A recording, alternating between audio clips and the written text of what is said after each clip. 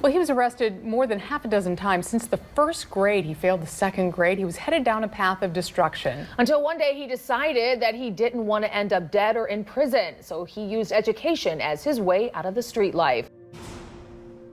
I always knew the difference between right and wrong. But when I was younger, I was always choosing wrong. It wasn't until I started to take ownership of my faults that change started to happen in my life. A change that took me from the streets, back to school, all the way to a PhD. Thank you, thank you.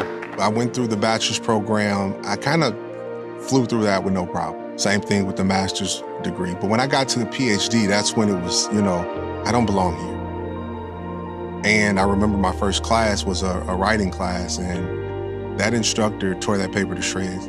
I was discouraged.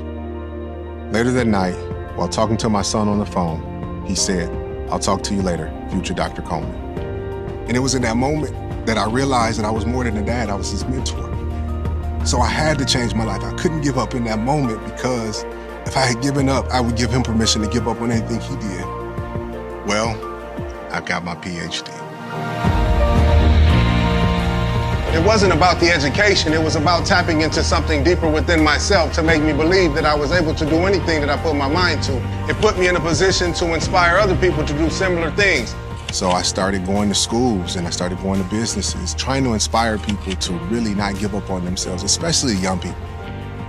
I'm Dr. Victor J. Coleman Jr., and I'm lighting the way by empowering the minds of young people. Thank you for coming out tonight. Y'all have a good night.